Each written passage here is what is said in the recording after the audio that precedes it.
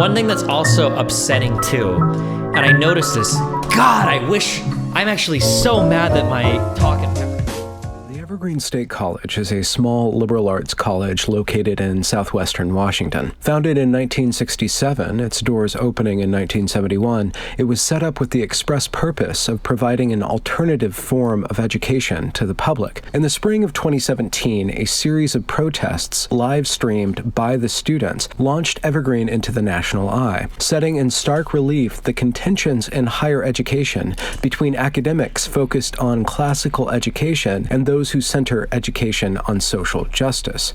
These two camps came to dramatic blows when Bret Weinstein, a professor of evolutionary biology, was protested outside his class by students who accused him of being racist. Their evidence derived from a series of emails he had written to question the methods and suggestions of the college's Equity Council, who had been working hard at the behest of the college president, George Bridges, to redesign the college's function around notions of diversity and equality of outcomes. Bret Weinstein was the first stop in a week-long series of protests, which culminated in students taking over the library and administration building, taking the senior administration hostage, and issuing a list of demands just as lengthy as they were self-contradicting.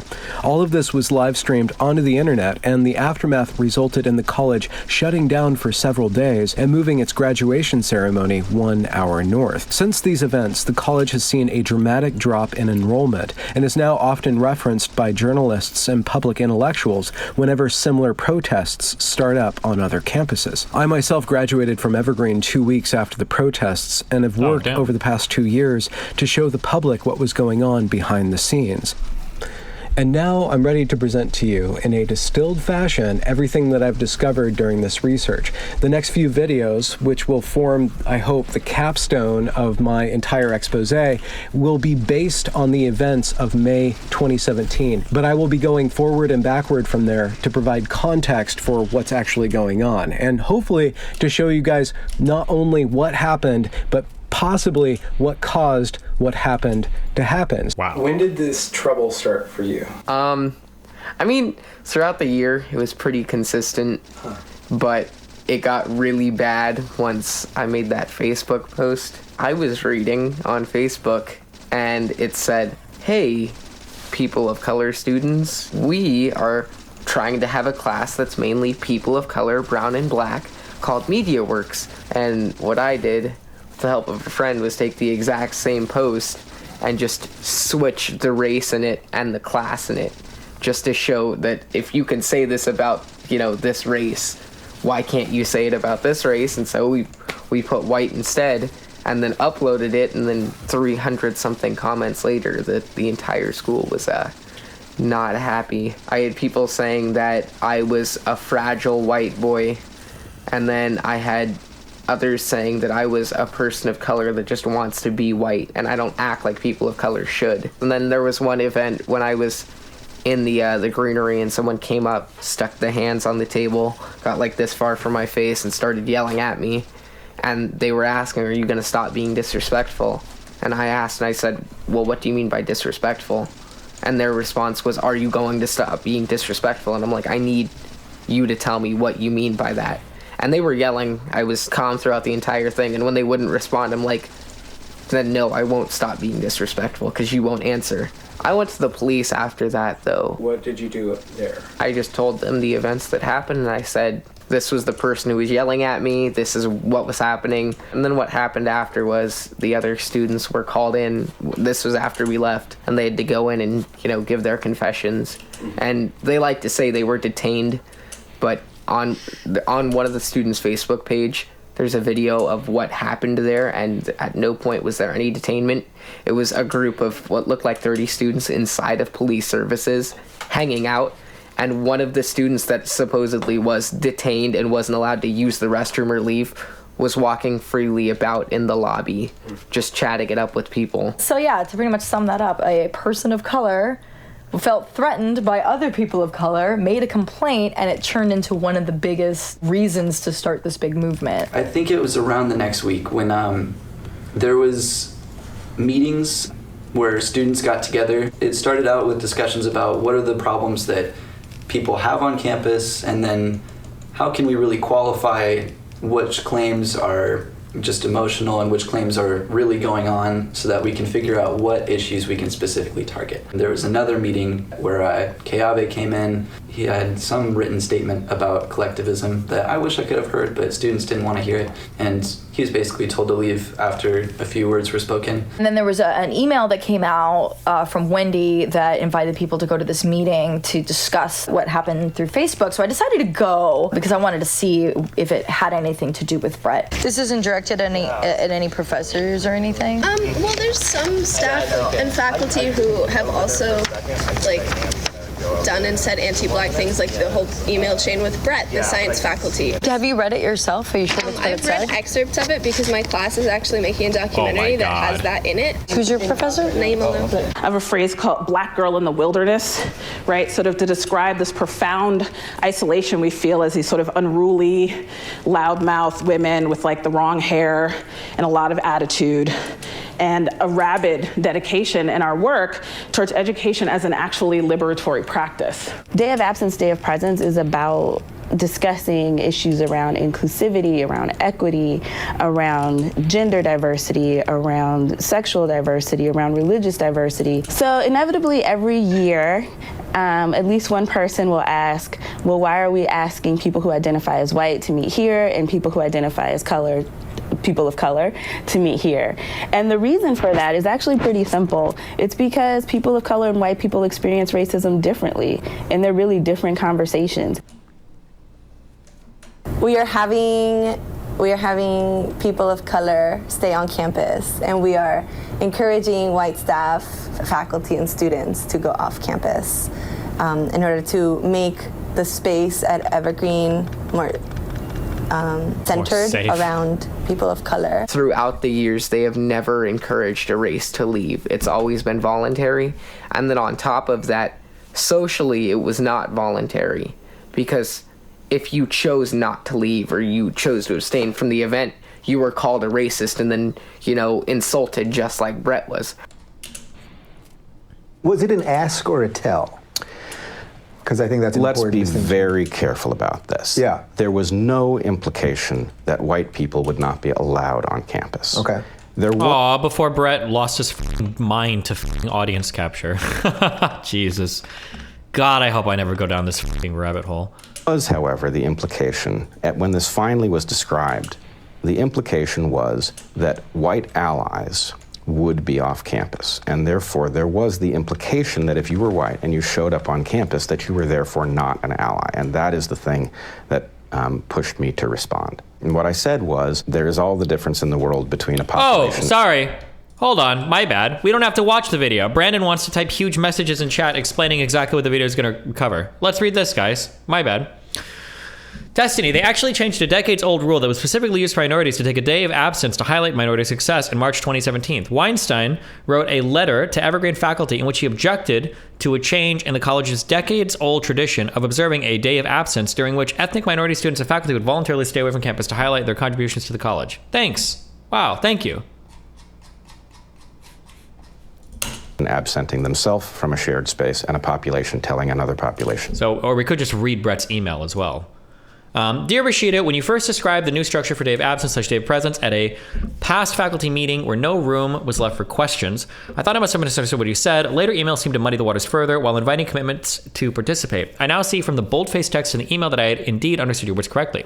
There's a huge difference between a group or coalition deciding to voluntarily absent themselves from a shared space in order to highlight their vital and underappreciated roles, the theme of the Douglas Turner Ward play Day of Absence, as well as the recent Women's Day walkout, and a group or coalition encouraging another group to go away. The first is a forceful call to consciousness, which is, of course, crippling to the logic of oppression.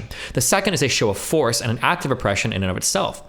You may take this letter as a formal protest of this year's structure, and you may assume I will be on campus on the day of absence. I would encourage others to put phenotype aside and reject this new formulation, whether they have registered for it already or not. On a college campus, one's right to speak or to be must never be based on skin color. I think this is a fair email.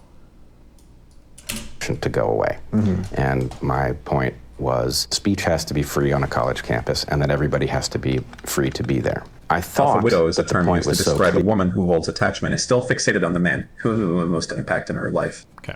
clear that it couldn't really be missed. And I was shocked at how far off the mark the response was. And then after that, there was a meeting about trying to figure out what the next steps were going to be. There was one student that stood up during the meeting and said that all the things that are going on in campus are not amounting to anything, and that things had to start changing quicker. And so they told the room that they were going to go start a do shit committee, and that was going to be in the other room. And anybody that wanted to do shit could join the do shit committee. That's when students brought up Weinstein's name. And then, in sort of just a moment's decision, they decided to protest Weinstein's class the next day. So Monday happens, and I'm in class, and I've definitely got a lot of anxiety. I'm just like, whew, oh God, like this could break out at any moment. People are starting to get really weird at our school. Monday happened and everything was fine. I was like, okay, maybe it's all in my head. Everything's fine. And then Tuesday hit, and we get split up between different floors to do a activity. And my group happened to be the largest, and we were on the 3rd floor. And I had stayed in the classroom because there was one group meeting there. And then What were you talking about? we were actually talking about defining words. So we were talking about what we were talking about, or making sure that we knew what we were saying. At that moment, a group came in and they lined up against the front of the room and they just stared at us. I start seeing students coming in with flyers, and they're asking for where Bret is. And my heart dropped. I was like immediately like, oh my gosh, it's happening. This kid that I knew came in the room and handed me this Bret's email. And he told me that Bret was a racist and that I should read the email. And he was like really flustered and like really amped up. And he put them on all of our desks. And the people that I was in the discussion with, we were like, what is this? We had no idea what was going on. I got up and I started running down the stairs to go find him. And there was a huge group of people coming upstairs. At first I thought I completely ran into somebody, until I kind of realized that they actually like sidestepped and got in front of me on purpose. And I kind of went, oh, I'm sorry. And this person was like, where are you going? What are you doing? Like, why are you leaving so fast? And got really aggressive. And I was like, I'm just going downstairs. I have a bunch of classmates downstairs. I'm going downstairs. The crowd had cornered Bret into the corner of the hallway and were really crowding in on him. First, they started trying to shut down my ability to speak, and then they started chanting stuff that was actually literally written on a page for them. We come here as students against campus racism and against anti-blackness on campus, and we would like to reach out to students of color in the humanities as well as sciences that we are here to support. We want to dismantle anti-blackness campus-wide. We want to give some sense of solidarity and provide safety and outside. It's a little spooky. Will you listen to me? Yeah. Okay. No, not me, please. No, if you decide so. Go! Okay. I am committed to equity. I'm as committed, I believe, as anyone on this campus.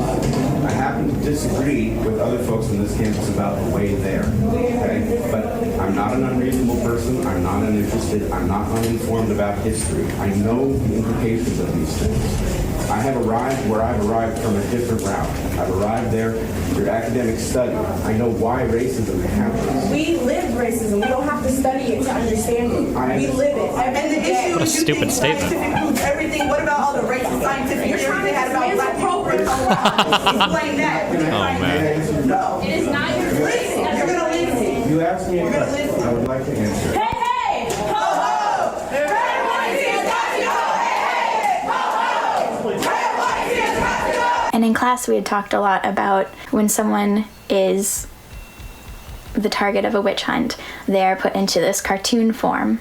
And then that is the narrative that they build up of this person. It doesn't matter anymore who they are or what they are, but this cartoon is used to the advantage of whoever is hunting the witches. And it's basically more of a strategic move than anything about this person.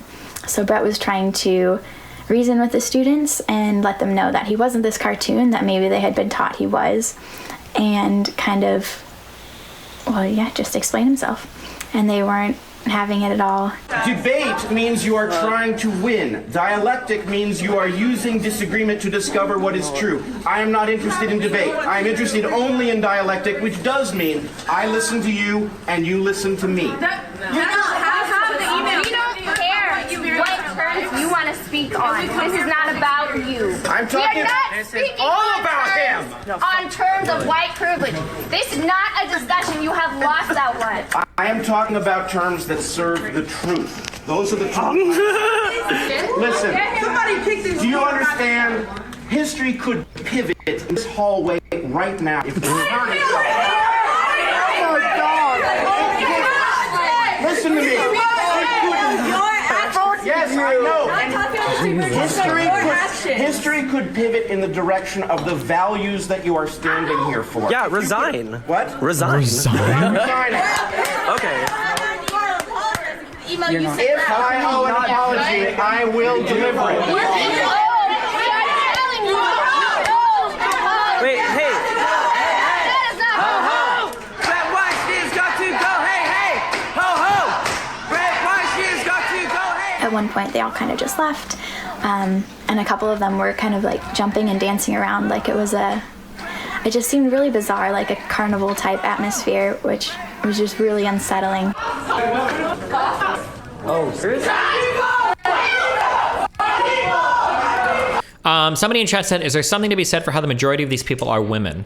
Something that I've heard over and over again, Lauren brought it up, and I've heard this in real life. Afra Sabi and Maddie brought it up too when we did canvassing stuff, was women tend to actually be really politically engaged in charity and engaged in charity and politics at the local level. That's not really that uncommon. That when you have like these local charitable organizations, or when you have like these local political things, you've got like people door knocking and stuff. A lot of those participants are women, which is one of the arguments towards having women involved in your movements, because especially if you've got like housewives and stuff, like these people have a lot of time to become like involved in these issues.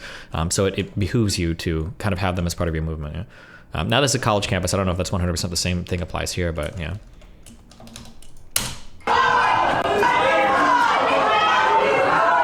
You don't block me. Out of my way. Out of my way now. Radio Evergreen 1, send backup from county immediately.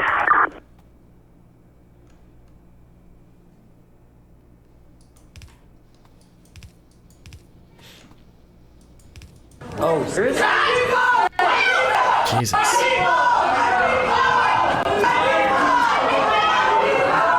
You don't block me. Out of my way. Out of my way now. Radio Evergreen 1, send backup from county immediately.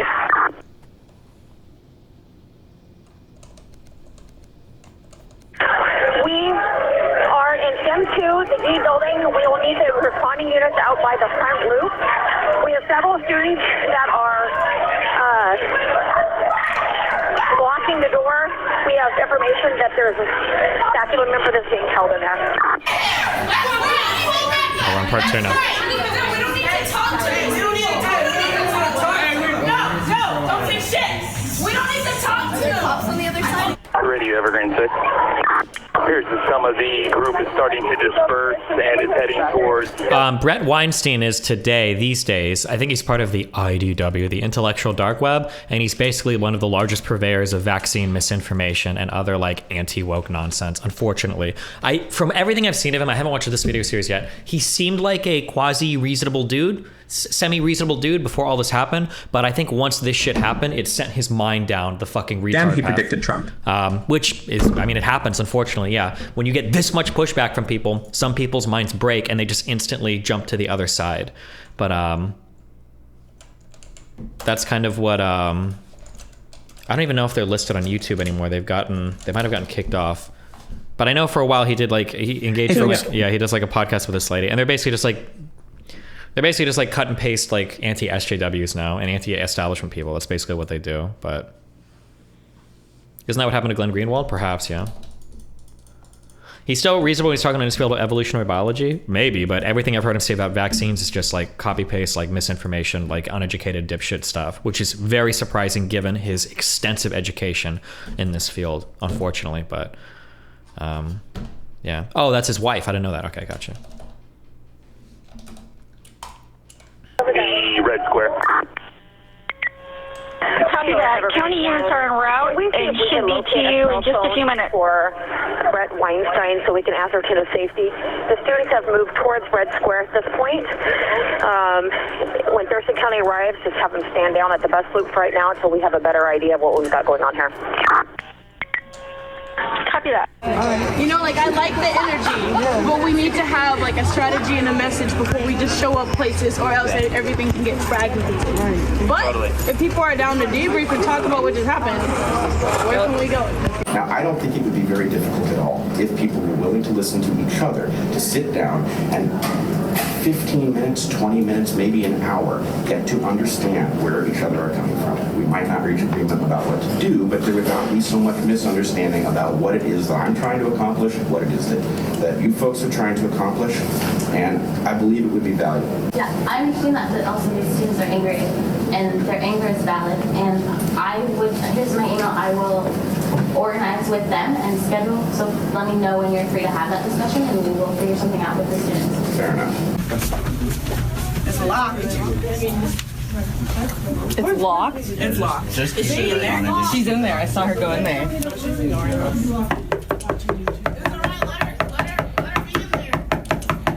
This shit is fucking weird as fuck. You don't need to do that. You're black. Let the white people do that. You can tell white people. Can you tell him while we're concerned? White people speak. White people speak. White allies. You need to talk to him. Yo, white people to the front. I think it's important that all administration are in the same place so that they can no longer lie and hold themselves all accountable at the same place at the same time with all these cameras. So I would like Stacey Brown. Damn right. Yep. On uniform. Yes. On uniform. Yeah. On uniform right now. Without the taser, she don't need none of that. Why the fuck? We're not gonna hit her or nothing. We're people that have students. We have no guns up in this place because supposedly this is a weapon-free zone. So if you're going to invite your cops, please let them leave their weapons here. Because where do we have a weapon on us? Exactly. Where? We don't have pocket knives. We don't have guns. We don't have anything. So y'all do it on bias. Y'all expect us to have weapons. I want to listen. I can't promise you I'm going to get her.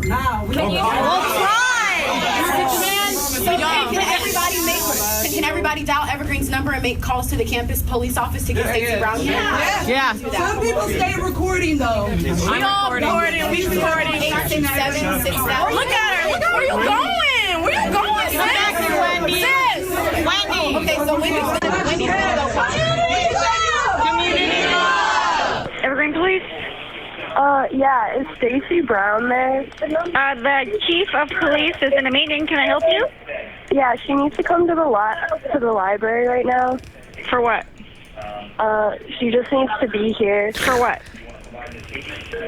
She needs to come to the library. For what reason? What's going on? Hi, can you bring Stacey Brown into the library? For what reason would I... Dude, if I worked police dispatch in a college town and I had to deal with shit like this, or 911 dispatch, I would lose my fucking mind. Oof, I would lose my fucking mind. Do you need my chief to come to the library? No, Stacey Brown, come to the library. For what reason does the chief need to come to the library? There is a meeting of students with the administration in the library right now. We have not heard of any meeting with the administration. No one has contacted us. Well, there is one right now, and I am informing you about that meeting. Okay, well, when the administration calls us and asks us to come to the meeting, we'll go to that meeting. Okay, we called Stacey Brown, right? That's the roach's name? Okay. She refuses to come, hung up on us, so let's do what we need to with that information. So what if we had a real emergency and they just won't help us? Like, They're not coming because you don't have a real emergency.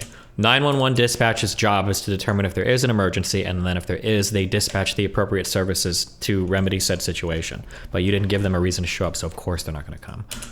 Do we have to be white for you to help? Do we have to be white? We can't even get help from like people who are supposed to protect us. That sounds like another They fear from us. They fear of us trying to mace us in the eyes and shit. For what? For us saying like, hey, Bret, you need to apologize? For one fucking white guy? Is there any black folks that need water in here? Community It's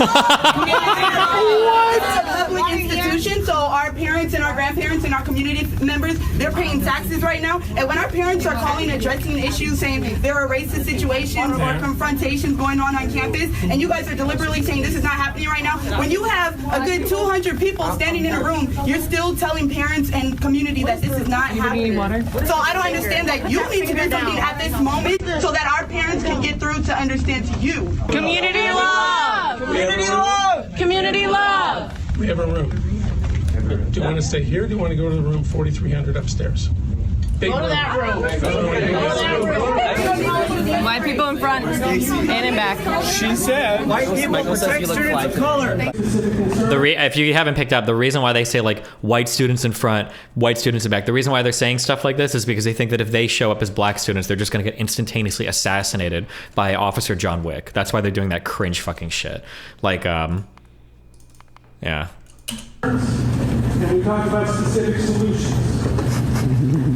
And I know you're angry, I know you're frustrated, I know you're pissed off. And I will tell you right now, we can't change the institution without your help, and this is help. Do you care about our safety? Do you? Very much. Okay, so why are the police trying to like fucking mace us and shit for us telling Bret that he needs to apologize? Did they make you? George, it's not the fact that whether they maced us, it's the fact that they brought mace. Why did the police try and mace us for no reason? Well, they didn't try to mace you. Okay, it's not about whether they maced us. Okay, Chief. Do I have the authority to change the outcomes of that proceeding? And the Attorney General of the state of Washington said no. Yeah, and the issue is that you're letting other people do it. Put your hand down. That's my problem, George. You keep doing these little hand movements or whatever. Like, Come through. this is another show. Yeah. And I'm gonna decolonize the space. I'll just be rolling around. She said colonizer space. I sit with the deans every Tuesday. Keep in mind, if you ever wonder, like, why are we losing the culture war or whatever, it's because these are your representatives. It's not good. Not good, Chiefs. Not good. For dean's meeting, when there is a discussion about something that's happening within a program. Oh, she said she's going to decolonize the space. Okay. Their focus is students themselves. It is. I mean, you may not believe it, but that's the main thing. Okay. Are you talking about white students or colored students? We're talking about all students. This is also... You're oppressing students that are trained to be here. So how are faculty more important than students? And we're not talking about white students right now. We're talking about students of color and how you're going to help accommodate to us. We're not talking about all students neither. We're talking about specifically students of color. Right, because you guys have a big demographic of being a predominantly white school, and there's no doubt that you guys do make things accessible and good for white students, but that's the issue, is you're leaving out too many of us that deserve it too. Yeah. Soy Queen. Institutional change is slow here. Oh! Whether it's slow or not, the change is going to happen now. You can see that everybody's ready for it. So, slow as in 20 years or so, you still have the ability to make impact today. Why wait another 20 years? When it gets to the level of violation of the contract, we can have discussions, we can talk, but there are no requirements. Well, I think there is a lot of issues with violation of the contract, but I don't know about y'all, but a lot of my emails get ignored. So how can you say you're hearing my story and knowing what's being violated if you won't even listen? My question is, why do we have faculty that work here that make our students feel uncomfortable and unsafe? Yeah. It's a simple question. Y'all here for us. Oh, that just clicked with him. He was just like, hard to do homework when I'm stressing about like racism and anti-blackness and classism. So I can't do homework while I'm stressed about anti-blackness. Bro. How is that prioritizing my education when I have like literal panic attacks sometimes, like because of this institution? Oh, kill me, fam. How is prioritizing it? I think we've had a concerted effort this year to try and get. No, this is not a PR conference. This is not a PR conference. Right, if there's been an effort, we wouldn't be here right now. So The real question too is, like, sorry if this sounds cold, but like, was there like big racism? Did something actually happen, or are they just like part of like an ultra woke like school squad? Like, was there like a racist incident on campus, or like? This effort's going to keep going for years. What effort? No. You can make change. Wendy walked out. Where's the effort? I'm telling you right. Don't talk over me. I'm telling you right now that nothing you have done has made change. None of your efforts have worked. We're here together because none of your efforts have worked. This is the first time, a lot of times, when people get to college where they have to have those conversations, and maybe they've never even verbalized these things before. And so it can get really tricky, and we completely understand that. And we also understand that people are all speaking from their own truth. So when you hear from students, when you hear from your peers, what they're saying about their experience is true for them, and that should never be discounted. So I hold a lot of different kinds of privilege. The two that are probably the most operative in my teaching are the fact that I'm white. White and healthy, that's my guess. What do you guys think her privilege is gonna be? I'm gonna say white and able-bodied. And I'm cisgender. Fuck. I'm cisgender, black female, and straight. I am a cisgender. This must have been a couple years before all the white women started to be non-binary, I guess. My bad. I dated myself. A straight woman. I am an immigrant, and getting a green card for me is something that has given me a lot of privilege. I am a cisgendered woman who is white and queer, and a first person in my family to go to college, and I grew up working class, and I am not disabled, and I'm fat. And those are all identities that are important to me. I have a skin color that's different than sort of a lot of people of power, but I'm a male, I'm straight, I'm cis. Highly educated. My particular education is in math and physics, which gives me a lot of sort of space to be kind of the, oh, well, the scientist doesn't have to worry about social justice, right? Science is about the truth. The list of identities for which you might have privilege, I can check off all of them, aside from being a woman. When I walk into the room, I don't know whether it's male privilege, white privilege, over-educated privilege, it's down the whole list, ableism, age. I can be helpful for white, cisgender, heteronormative men who are trying to figure out what to do, holding lots of cards of privilege about how to move forward in a meaningful, respectful way with respect to social justice. I don't know if I said my pronouns, and I don't remember, and that's my cisgendered privilege showing, so I use she and her pronouns. I hear from fellow white people the sentiment, but we're all human, right? We're all people. And a mentor of mine, Norma Alicia Pino, who used to work here, would often talk about truth versus reality, and the fact that it is true that all of us are human. Some of us may also identify as unicorns, but all of us are human. And that... Oh shit, this was before all of the crazy identities took over, because I'm pretty sure that statement would be not okay today. Although it's ironic to see her making fun of those people when she probably joined them like 5 years later. The reality is that some humans are treated differently because of systems of oppression. So I want you to work with a person next to you. Or maybe she's not being ironic? I don't know, actually. Talk about what is the truth in that statement. That happened a long time ago, right? Maybe if you want to add in there, that happened a long time ago, you should get over it, right? So, but let's work with that. That happened a long time ago.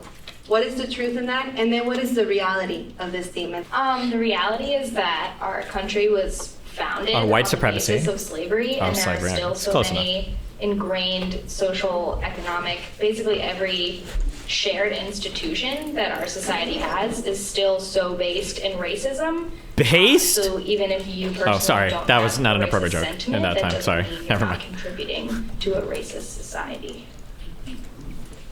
Damn.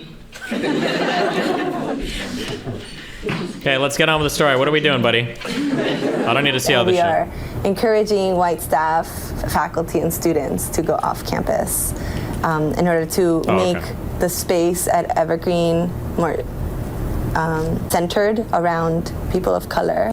I believe that we all have values of social justice. I also believe... Actually true. Hexive. The real problem here, in my opinion, for social justice representation isn't that the students are dumb or whatever, it's that the administration caved and sided against the guy. In my opinion, that's what's going to destroy the faith in the institutions and result in actual harm and reduce progress. College students are supposed to be dumb, administrators such processes aren't supposed to be dumb. You're actually 100% right. I don't fault the college kids at all when I think about it that way. That's true, it's not their fault. But what should have happened is when college kids start acting this way, faculty and administration should be facilitating and administering, see what I did there? Conversations between children and staff. Like that's what should be happening. But when the administration starts caving to one side continually, you have a breakdown in the institution of education. And now we've got crazy college kids that are making determinations for campus policy when they really have no business doing so. I believe that we don't all have the skills to deal with that. And in particular, when I think about white men, I think about that we are actually trained to not have those skills. So it's such a unique opportunity to come together and spend a couple days and really look more in depth both at the issues of equity, but also to start developing some of those skills that we're going to carry with us so we can live our lives consistent with our values of social justice. What consequences do faculty members face for making students feel unsafe? What consequences? Because when we make y'all feel unsafe, we get the police and the state troopers and the city police calling us.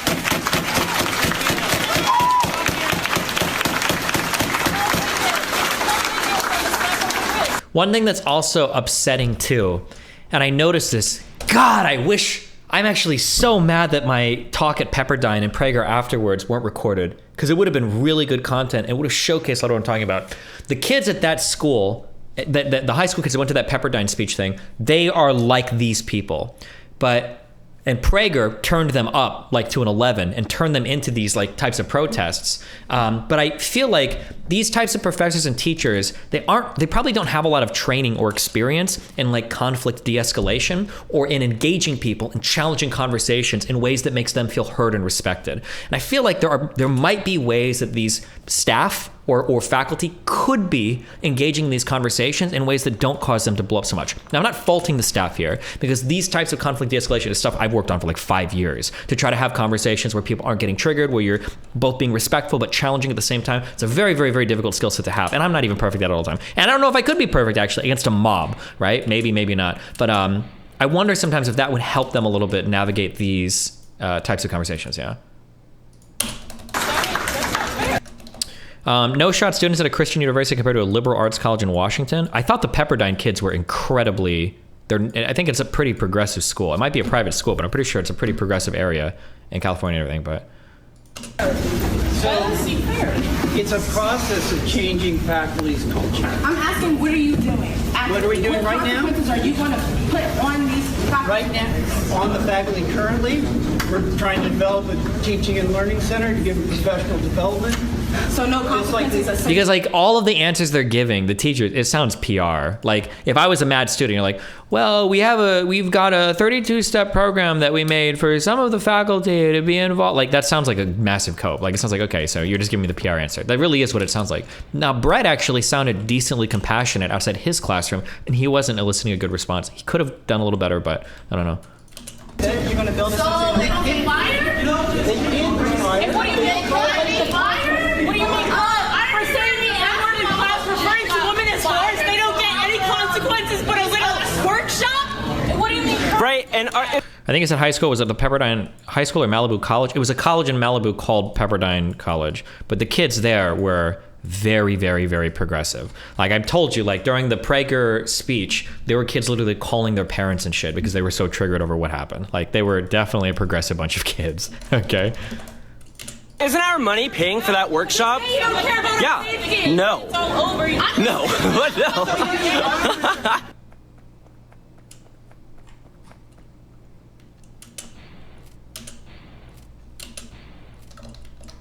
No. Okay. Third and I think final video on this. No offense, guys, but there's mostly white people in this room, and and I'm loving the love in here. And well, how is it that the faculty, the ones with power, are the ones that ain't got no sense? All these white people here are the ones that got sense, and they don't even work for you. Wait, want to heat up some food while they do this? 1 sec. How is it that the people are teaching us are the ones that ain't got no sense? Apparently, we should be the teachers. Why can't I fire them? Why can't you fire them? Hire some of these students here that apparently knows how to act.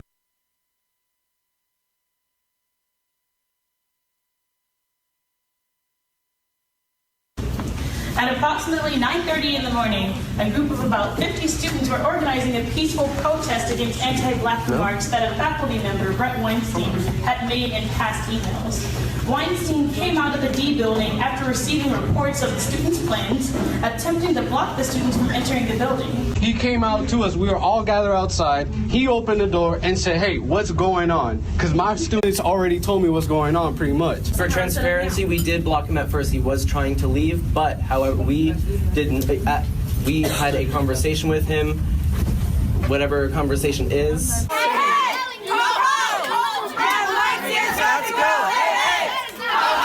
And we asked Weinstein to take responsibility for his actions and the statements that he made in his anti-black emails.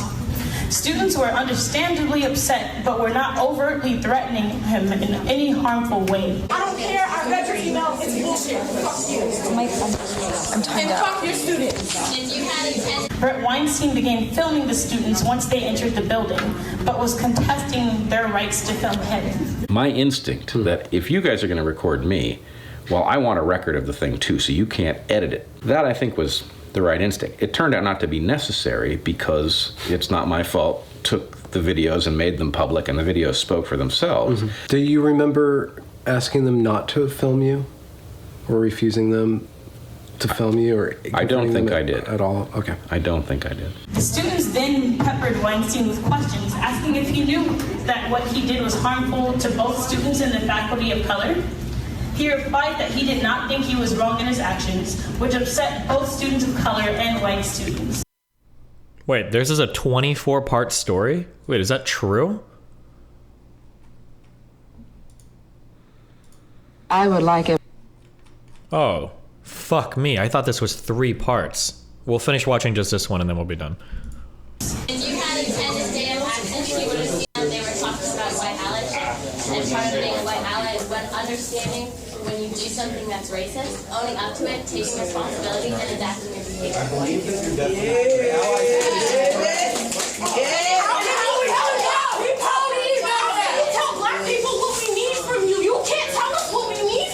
The students chanted and continued to try to make their feelings known to Weinstein, but he was refusing to listen and instead attempted multiple times to take over the discourse and make the students listen to him.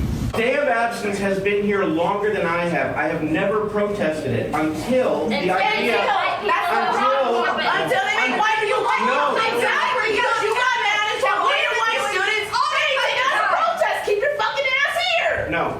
Yes, you did. We have the email. First of all, we got permission. Would you like to hear the answer or not? No.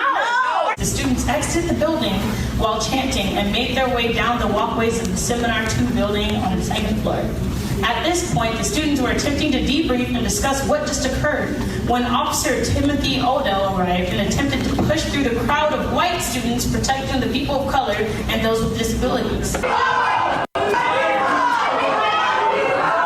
You don't block me. Out of my way. Out of my way now. The police chief, Stacey Brown, also arrived and attempted to assist Odell with accosting people of color.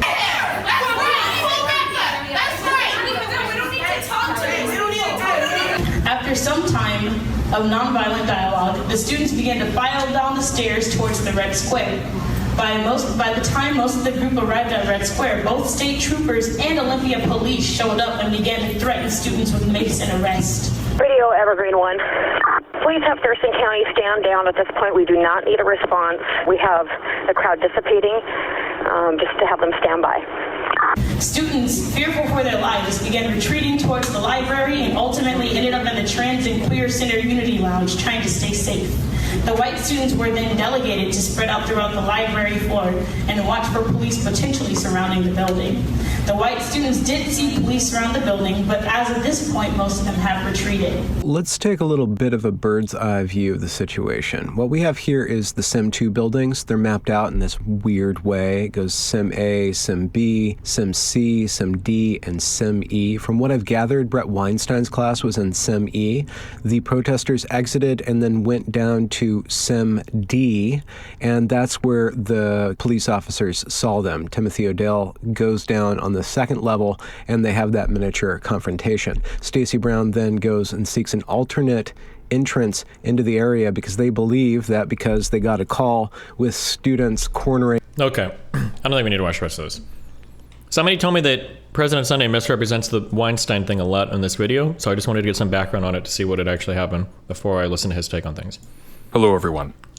So at the conclusion of my last conversation with Destiny, we agreed to have, at some undetermined point in the near future, a structured conversation/debate on whether there is a progressive orthodoxy in academia impinging on academic freedom. I don't think an off-the-cuff conversation like this is going to do the work either of us needed to come to like some kind of resolution one way or the other. I don't know when, but we should attempt to address this at some point a bit more seriously. Sure. On whether or not academic institutions are pushing for a let's hash out what we're actually talking about specifically, and if there isn't something more core that we can focus on, but stuff along these lines, because I don't want to be like gesturing vaguely at papers and anecdotes and things like that. Like, let's, to the extent that we can, and if we can, then we can pinpoint that as well. But let's figure out what's actually going on. Sure, I'll shoot you like a thesis I have, and then we can have a structured conversation about it later.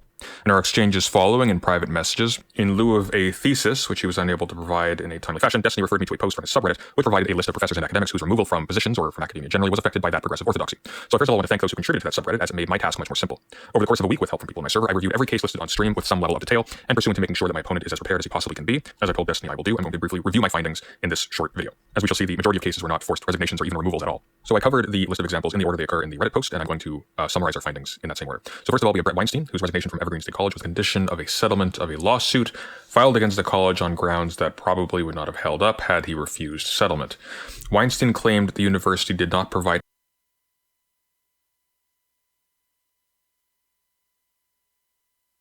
Wait, what? Green State College was the condition of a settlement of a lawsuit filed against the college on grounds that probably would not have held up had he refused settlement. Weinstein claimed the university did not provide adequate protection for staff amidst protests. They settled a lawsuit with him for $500,000, and you think he would have lost that lawsuit? I feel like you need a little bit more information there, but which incidentally did not concern him, contrary to his misconstruals. Yet when campus police arrived for his protection, they report that he sent them away. The college president insisted that his job was not in any danger. On the contrary, what put Weinstein at odds with students was a strident objection to an email announcing an annual day of absence. This was a normal occurrence for that university, which appears to consist of 2 elective programs, one off and one on campus. Oh, no, but it wasn't normal. Oh, how did he get this information incorrect? The whole point of the email was that it wasn't a normal day of absence. This was a forced day of absence for white people. This was something the school hadn't done before prior to this. Because I believe Bret Weinstein supported the ones before this where you could voluntarily retract yourself, but the forced one was campus for allies and racial minorities, respectively. In a reversal from previous years that contained no proposal for disallowing students or staff of either description from attending the university campus on those 2 days. Weinstein incurred the hostility of activists on campus when he sent an email to the organizer suggesting that he would offer a public lecture on race and evolution as an alternative. I reviewed every recorded interaction between Weinstein and students, and what they amounted to were arguments. He was never in any danger. On the contrary, as a result of him misconstruing the nature of the student protests, which again, insofar as they involved him at all, only did so because he willingly engaged with them and encouraged the campus to break them up, many students and staff were forced eventually to remove themselves from Evergreen because of the harassment resulting from his shrill misrepresentations to conservative media. Unlike this is just wrong. So the students literally outside were calling for him to resign. I don't think or at least I didn't see any video footage of him making any shrill misrepresentations. It seemed like everything he said was pretty accurate. Weinstein, these left without being able to sell their positions for a $500,000 settlement from a spurious lawsuit to which the university still insists. It's spurious to call it a spurious lawsuit. You don't really know that, right? we really shouldn't be in the business of making assumptions about settlements ever, but especially in this case, I think it's a little unfair.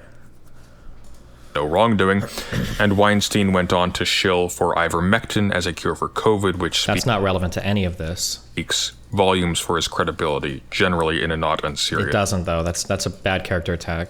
This way. In short, Weinstein was a tenured professor who made what are easily read as racist implicatures to a college. That's absolutely not true. President Sunday hasn't read the emails, which is strange, because if he's doing research for this, I would have expected him to. College organizer, willfully engaged with students protesting racism in police practice, was protected by the university as declared by the college president, sent away campus police when they appeared for his protection, sued the university on the spurious grounds that all criticism of him was the result of him standing his ground without administrative protection against campus protesters wanting to evacuate white people from the college, and then voluntarily resigned as part of an extremely lucrative settlement. If anything, it was only Weinstein's speech that was protected in this case.